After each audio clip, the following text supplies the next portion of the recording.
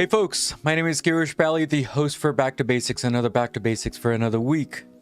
Today we have this guest of mine, and he is a return champion, a return guest. I think he has a reward program for Back to Basics, and it's great that he's coming back. And today we're going to talk to you about VR. Now, we've talked about VR before, but in a different level now. We're going to be talking about Nero. We're going to talk about emotions and how it changed in many different ways on the VR technology side of things. We just talked about the basics of VR, or what the hell is VR and XR and AR. Now we're just going to go to the details of it, in the basics way of it. So Eric, how are you? And thanks for coming to Back to Basics. Girish, I am well. I appreciate the opportunity to come back. This is fun, and this is the exciting part on my end, at least. The human behavior, the study of how this works, and taking it down to basic level is spot on, and I think it's fascinating. Yeah, absolutely, absolutely. Thank you again, Eric, for coming back here. And before we start, you know what I'm going to go and ask, because this is a true thing for Back to Basics. What does Back to Basic mean to you today as compared to the first time that you came here to the show? Absolutely. I think Back to Basics, we have to understand that throughout life, we get in paradigms, we get in processes that become more and more complex, and we forget the basics, the foundation of what allowed us to get to where we are. So breaking down those barriers, breaking down those extra aspects, and getting it down to the foundational understanding of how something works. The Toddler Approach, as I said before, still going with that, but understanding that in a complex world, we still need simplicity. Yeah, absolutely. Thank you again, Eric, for being here again. And then, one quick thing. When I invited you for the second time, you actually posted something on my website, when I was inviting you, that what does Back to Basic mean to you? Can I just read that sentence if you don't mind? So the sentence actually says, taking it back to the toddler approach, learn through our senses and through practice. Is that as simple as that, according to you? I think it is, because we always continue to learn through our senses. That's how we perceive the world. And the more we perceive it, the more we put it together. The more senses that we use within that comprehension, the better understanding that we have, the better neural network is formed. So yes, I think it's exactly that. Sure. Completely stand by that statement. Absolutely, absolutely. Thank you again, Eric, for being here again. So very briefly, I'm not sure if anyone has heard the first part of Eric's interview, but let me ask you very simply, and if you can just say it quickly, because I want people to hear the other episode also. But what does VR mean to you? So I think VR is basically a safe place for us to learn, but not to educate, but to actually learn. So it's a safe place for us to go into and to almost trick our subconscious mind into perceiving that we are experiencing whatever it is that we're going through. So you go into VR, let's say healthcare is my background. So you go into VR and a healthcare simulation, you get done, your mind actually thinks that you experienced this. Now you didn't have a face-to-face contact with a patient, but you perceived it as so. Therefore, it's not just memorization. It's like we talked about on the previous episode. It's like riding the bike. You actually think that you hopped on a bike and you rode the bike. Yeah. So you're building that neural network, and that's the basic foundation of VR in terms of education. Yeah. Thank you again for that. And I want people to go and listen to the other episode and to get a little more details about what we talked about on the VR. So this is kind of the second part of VR. And the second part that we're going to talk about today, guys, we are talking about Nero and Emotions. So what is Nero and what is emotions? That's everyone is asking. But Nero actually means nerves, and then emotions means that if you're punching someone, they can feel it. You know, that's what it actually means. Those are emotions. Someone wants to cry. There's some feelings going on. So, Eric, does that definition suffice, or is there something more to that? So explain that to people. Yeah, I think it's a great way to look at it. Beyond that, you kind of have to look at how we learn and develop throughout life. So there's many people that talk about this. The neural network that forms. So the cells that fire together, wire together. So you create these thoughts that begin to create this neural network. The more they fire together in a sequence, so basically the more we practice this, the more efficient they become at firing. Now, the interesting thing is, just as in life, we have a thought. We want to do something. Well, we get excited about it. That emotional response draws our entire attention to that. When we start using our senses to get us into that aspect, all of a sudden this neural network is bonding together more quickly. So any type of emotion that we have associated with a thought brings it into fruition much quicker. Sure. Turning that into the VR world, you're firing your neural network system, and those neurons, those nerves that are firing, they're firing together, which means they're wiring together. And the beauty of VR is you have emotional response because you feel like you are having an experience.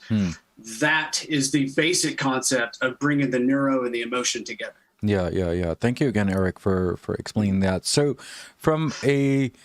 let me ask you another question in a different way, okay? And I want people to understand this really. So let's say I have a desktop, laptop, PC, okay? On top of that, you're going to have a Windows operating system. On top of that, you're going to have a Linux. And then on top of that, you're going to have Office 365. I'm just giving you an example, right? So these are the order of making Office 365 work. Okay, obviously you need internet service, but that's a separate topic altogether. But now from a VR point of view, what is sitting on top of the VR? Does that make sense? Is it the whole infrastructure? And then on top of it, you got emotions, which is your machine learning. So tell me, where does it land in what order when it comes to Nero and emotions and, I guess, machine learning, I guess? Yeah, and that's a fascinating concept because that splits it into two different sections. That splits it into the technology aspect of the neuro and the emotion, as well as the participants' neuro and emotions. So I think you're spot on with the progression of a desktop or a Windows. Within the VR, you have that added capacity of the AI. And depending on how robust that AI is, that is where the emotional content is going to come in. So the cool thing about that is the VR game, so to speak, is completely responsive or reactive to the learner or the gamer's input.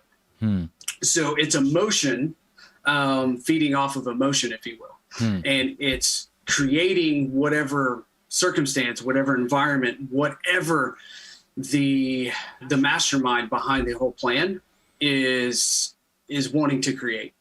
And one of those just genuine organic byproducts is emotional response on the other end, positive or negative. But either way, it's creating whatever environment was intended.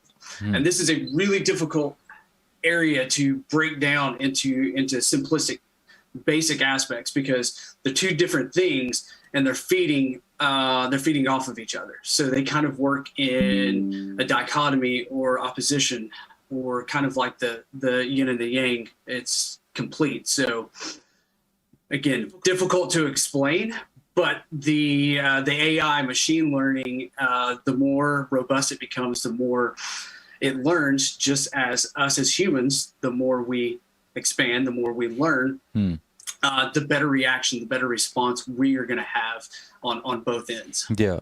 Thank you again for that. So the Nero, I'm going to say it in a different way because I want people to understand this. So Nero and emotions for VR world, is that same thing as machine learning? Again, it depends on which avenue you're looking at it. If you're looking at from the technological side of it, Yeah. then yes, I think that is a good way to put it.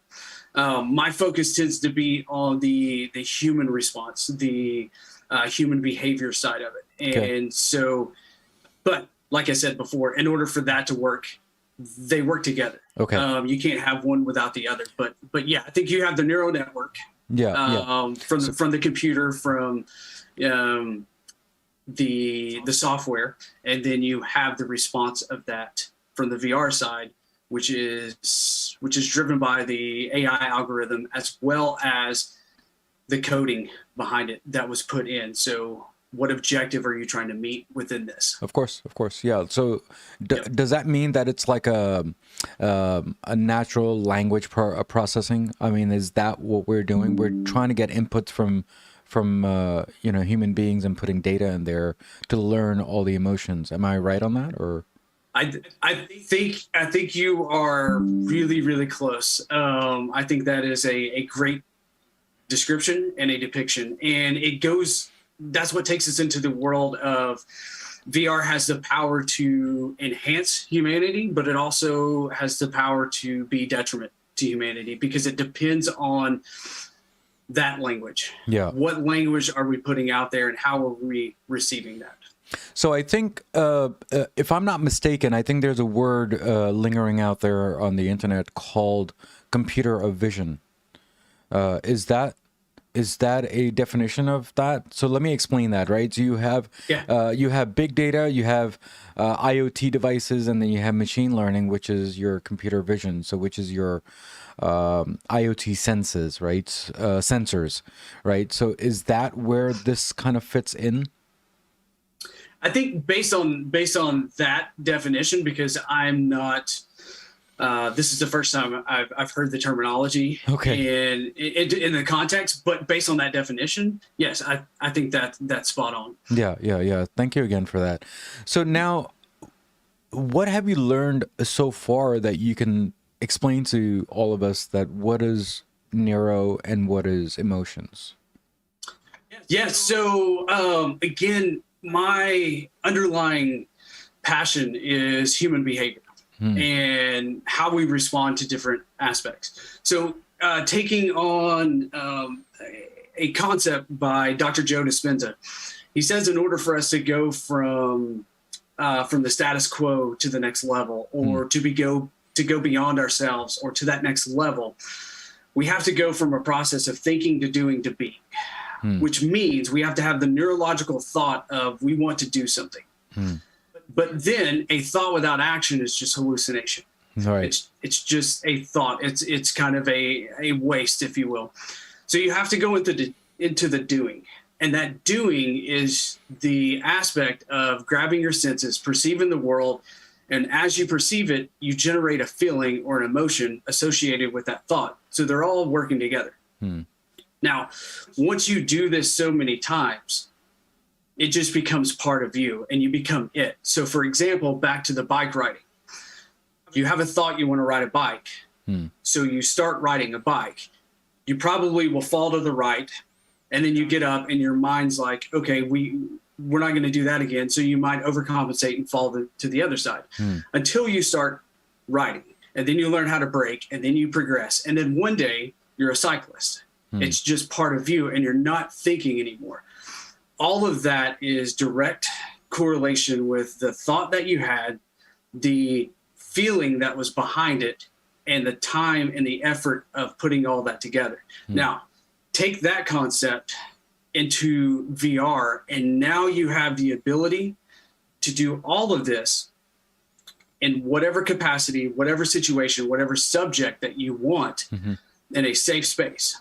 So, for example, in healthcare, it is very difficult to teach someone conflict resolution. Right. It is very difficult to teach de-escalation. Right. Well, VR offers a safe space for me to learn by myself with emotional responses. So I can have an avatar who feels like a real person yelling at me, causing an emotional reaction, and I'm having to digress. I'm having to work on self-control before I can respond. That is huge, because now when I go into the situation at the bedside and I have a patient or a parent or a family member yelling at me, I quickly go back to this memory of this false reality that I was in, but my mind thinks that I really experienced this, and I know how to respond. I know how to react and to speak. And that is the true value of bringing neuro and emotion together for action.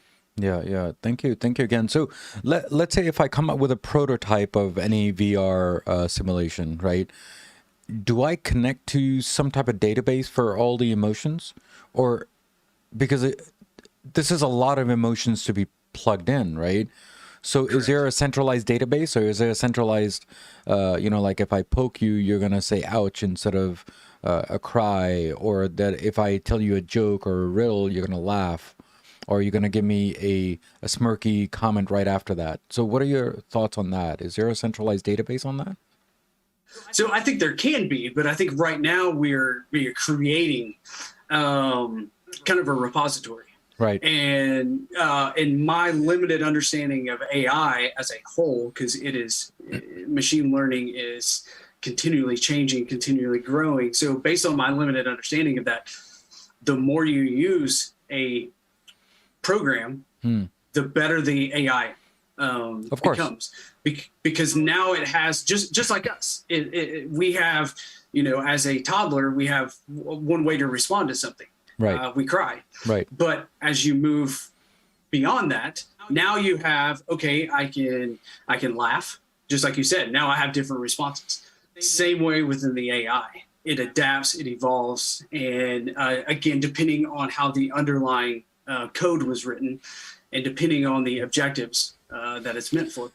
So we have this ability, we have this space, yes. But Eric, let me ask you this, right? I mean, we're talking in the healthcare vicinity and the industry, right? So let me give you an example. So we have, let's say, 10 hospitals, and we're coming out with VR. You're going to have 10 different emotions versus one emotion to all. So that's why I asked that question. Is there a centralized database, or are we thinking as a toddler that each individual kid, each individual human being has different emotions? There you go. That's the key and that is why it's so important to have a vast, robust repository of ability to respond and adapt and to move, because you and I are going to go through the same simulation and have two different responses, two different outcomes, two different experiences, even though it's standardized in its approach. And this is the key that kind of ties it all in. If you and I have been nurses for 20 years in the same realm, in the same unit, working together side by side, we will have very similar understandings of the world of healthcare. Yeah. But everything that we're learning, we have different understandings based on our preconceived biases, based on our experiences. So my learning objectives are not necessarily the same as yours.